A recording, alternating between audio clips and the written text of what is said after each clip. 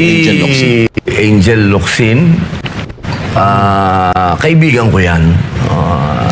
Ang katotohanan sa aming dalawang mag-asawa noong, hindi si Angel yung asawa ko, si Mariel, nung nabalitaan namin yon, isa lang yung sinabi naming dalawa. Baka may pinagdadaanan si Angel, kami naman wala. So, siguro, intindihin na lang namin.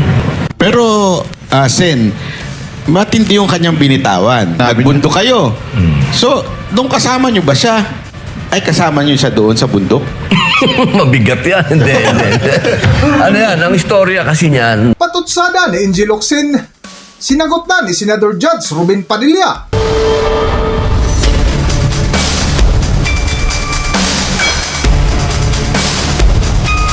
Welcome back to Kaakibat TV. Lumipas nga ang isang linggo ay humarap si Senador Judge Ruben Padilla sa isang harapang katanungan sa programang Vox Populi na pinangunahan ng mga political vlogger na banatiros na kung saan isa-isang sinagot ni Ruben Padilla ang ukol sa mga nagtrending na isyu laban sa kanya, na isa nga dito at ang patutsada ng kapwa celebrity na si Angel Locsin, na kung saan nilinaw ni Ruben Padilla kung saan at anong dahilan sa likod ng kwento na pinag-ugatan ng birada ni Angel Locsin laban kay Ruben Padilla. Ito, ano po ang reaksyon nyo patungkol doon sa post ng inyong kasamahan sa industriya na si Angel Locsin? Angel Locsin, kaibigan ko yan. Ang katotohanan sa aming dalawang mag-asawa noong, hindi si Angel yung asawa ko, si Mariel, nung nabalitaan namin yon, isa lang yung sinabi naming dalawa. Baka may pinagdadaanan si Angel, kami naman wala. So, siguro, intindihin na lang namin. Wag na kaming sumagot, wag na kaming magsalita. Kung gusto niya kaming makausap, bukas naman yung linya. Pero, Sen, matindi yung kanyang binitawan, di ba? Na sinasabi niya, nakasama niya kayo, at kayo naman, aminado kayo na there was a time na naging NPA kayo. Komunista. Oo, Saktong sinabi niyo. nagbundok kayo. So, doon kasama niyo ba siya? Ay, kasama niyo siya doon sa bundok? Mabigat yan. Hindi. Ano yan, ang istorya kasi niyan, noong 1995, winanted ako ng gobyerno, kung naalala po ninyo. Biglang lumabas yung warrant of arrest. Siyempre, bata po ako noon, hindi ko maintindihan kung bakit ako may warrant of arrest. Tumakbo ako ng Bicol, ng Camarines Norte. Hinabol pa ako hanggang doon. May mga dumating na CIDG doon. So parang pakiramdam ko, serious yata itong mga ito na ikulong ako. Wala akong choice. Umakyat ako sa bundok. Nung umakyat ako sa bundok, siyempre ang nadatnang ko doon, yung mga NPA. Yung mga NPA naman, na inasikaso naman ako.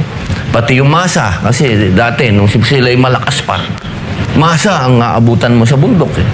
Nung dumating ako, sabi nila, doktrinahan ka namin. O dinoktrinahan naman nila ako, isang buwan. Sa patuloy nga ng kwento ni Senador Ruben Padilla ay binahagi nito kung ano ang kanyang nasaksihan sa bundok kasama ang grupo ng mga komunista na nagpabago ng kanyang pananaw kung bakit iniwan niya ang buhay sa bundok. Pero nung nakita ko na sabi ko sa sarili ko, bakit parang hinihingan pa natin yung mahihirap?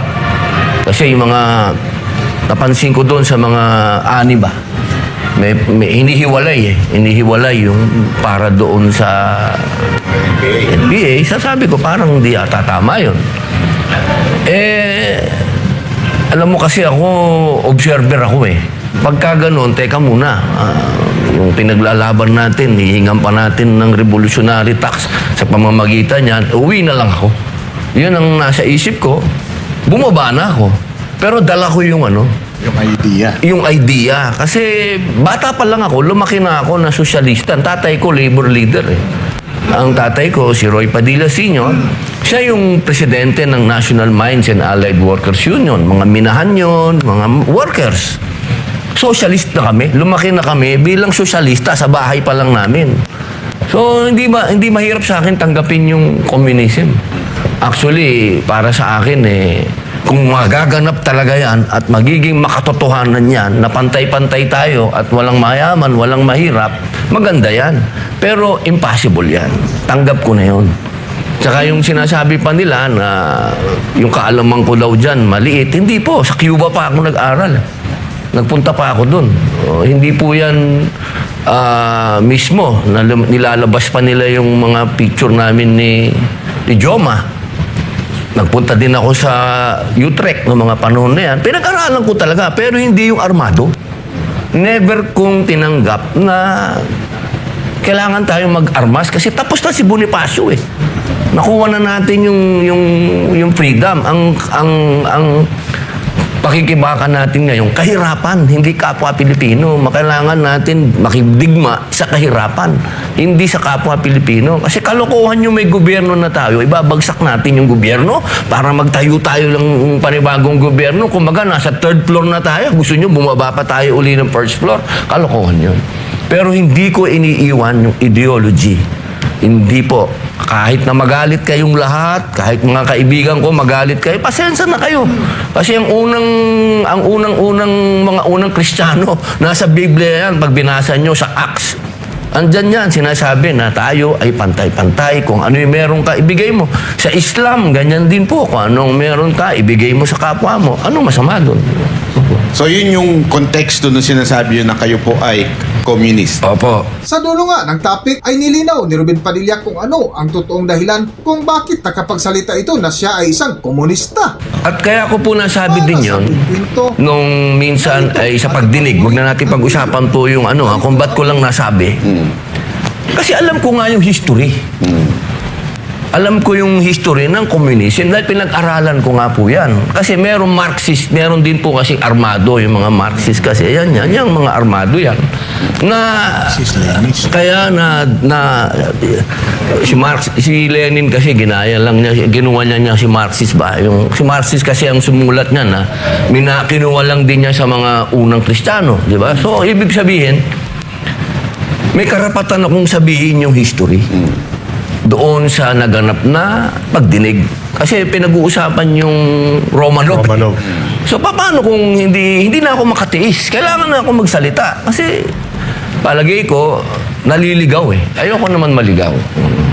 At nung nangyari yan, yung kwentuhan ninyo ni Angel Locsin, bakit napagkwentuhan nyo yan? Yung experience mo na yan? Kasi naging very close kami ni Angel sa usapin ng martial artist kasi yan. Nag-aaral siya ng martial arts. So, siyempre, nagkukwentuhan kami. Nung panahon na yun, Gabriela siya eh.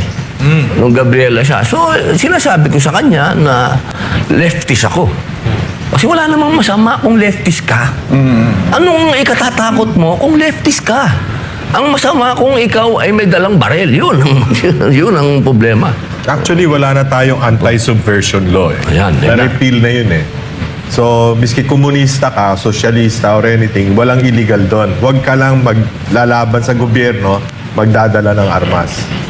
Yung tatay ni Senator Robin, natatandaan ko, isa sa mga membro ng Batasang Pambansa noong araw na kami ni Doy Laurel lang siyang kumuha sa tatay niyang maging kandidato laban kay Marcos, laban sa diktadurya.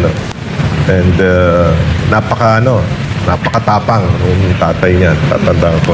Salamat po. Kaya lang, speaking of the left, ngayon kasi, alam naman natin na maraming raid na nagaganap ang military at yung mga nakikitang mga gamit doon ay galing sa left.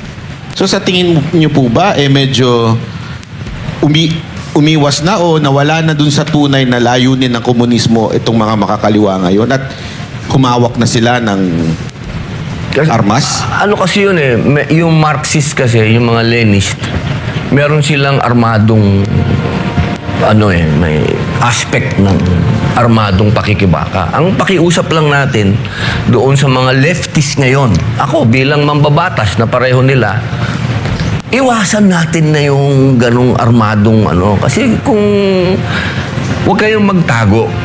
Kasi kung kayo ay totoong leftist na katulad ko, sabi nga ng ating patron, hindi na bawal yan. Bakit kailangan kong magtago? Ang bawal yung sumusuporta kayo diyan sa armado. Kasi nga maawa na kayo, 50 years na yan.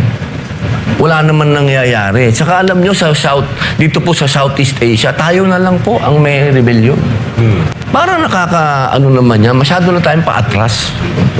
At iimbestigahan daw po kayo, ha? May balitang ganun na parang planong imbestigahan or paimbestigahan ni Ibo Teodoro si Senator Robin dahil dun sa kanyang communist remark. Sumulat na po ako, nangyari na po yun. Opo, sinulatan na po ako ng AFP, sumulat na rin po ako pabalik sa kanila.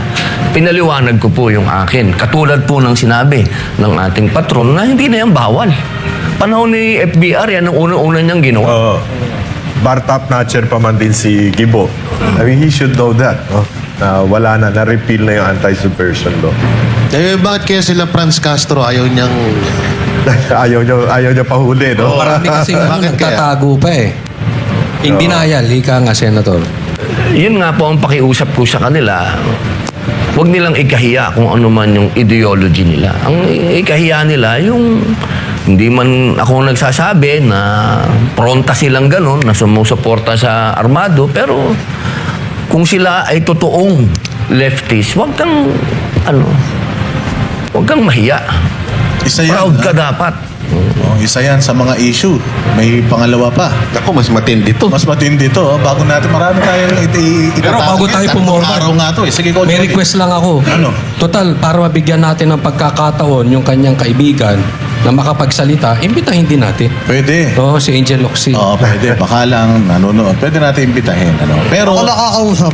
ikaw na. Ako na ako. Madali ako kausap. Kakagulo lalo. Ba? Yun ang tanong. Nung ka I-text mo na lang, ha? Nung ka makikila, schoolmate ko sa FNU. Si Angelo. Ayaw umikwet. Angelo, ako na lang kakausap sa atin mo, ha? Wala kang boyfriend yan.